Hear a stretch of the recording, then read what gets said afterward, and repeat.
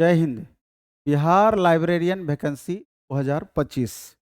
आप देख रहे हैं कि कल लाइब्रेरियन डे था और लाइब्रेरियन डे के उपलक्ष्य में कई समारोह भी किए गए और वहाँ पर सरकार के प्रतिनिधि भी उपस्थित थे उस समारोह में।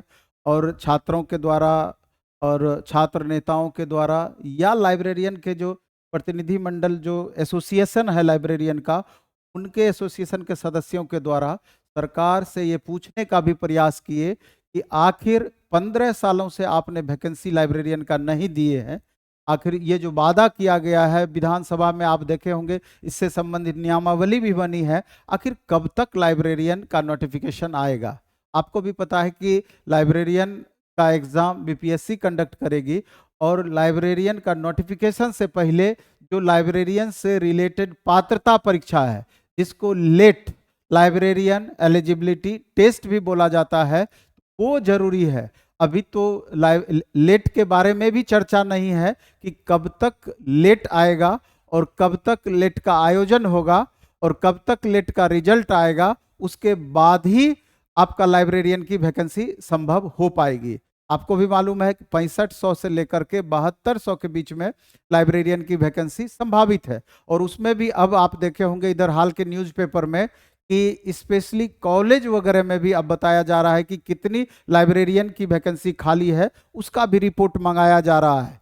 अंदर तो हलचल है, लेकिन बाहर से पता नहीं चल पा रहा है कि आखिर इलेक्शन नजदीक आते जा रही है, सरकार क्या करने वाली है, कुछ भी पता नहीं चल रहा है।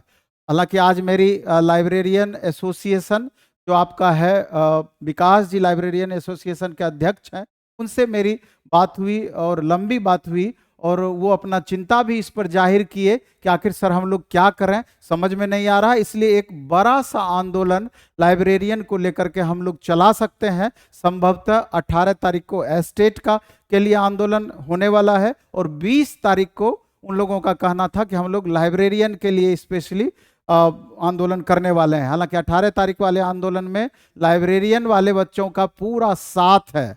तो स्पष्टतया आपको भी समझ में आ रहा है कि आपने डिग्री तो ले लिया है, लेकिन अभी तक नोटिफिकेशन या लेट का ही पता नहीं है, तो वो डिग्री कहीं ना कहीं व्यर्थ तो दिख रहा है आपको। तो ये चिंता का बात स्वाभाविक रूप से है। खैर जो भी है, संभावनाएं तो निश्चित रूप से है, लेकिन प्रेशर तो बनाना ही पड़ेगा सरकार पर, तभी जाकर के अंतिम रूप से आप कंफर्म हो पाएंगे कि लाइब्रेरियन की वैकेंसी आएगी अथवा नहीं आएगी। और पढ़ाई भी, चूंकि मैक्सिमम ऐसे कैंडिडेट हैं जो कि लाइब्रेरियन का डिग्री सिर्फ लिए हुए हैं, नॉलेज के मामले में हमको लगता है कि बहुत कम ज्ञान है। ऐसी परिस्थिति में अगर सब्जेक्ट पर पकड़ आपका अच्छा नहीं होगा तो दिक्कतें भी स्वाभाविक रूप से हो सकती है। तो एक स्पेशल, जैसा कि मालूम है कि कल 15 अगस्त है और फिर 16 अगस्त को जन्माष्टमी भी है, तो 2 दिन स्पेशल ऑनलाइन और ऑफलाइन मोड में एक ऑफर दिया गया है प्लेटफॉर्म बाय नवीन कुमार सिंह ऐप पर और प्लेटफॉर्म संस्थान में लाइब्रेरियन को बैच को लेकर के। पहले ऑनलाइन का हम चर्चा कर देते हैं आपको कि 999 रुपये में लाइब्रेरियन से रिलेटेड एक बैच दिया गया था। उस बैच में स्पेशली एस्टेट भी शामिल है, प्लस बीपीएससी जो एग्जाम लाइब्रेरियन का कंडक्ट करेगी उसका भी पूरा सिलेबस शामिल है, दोनों।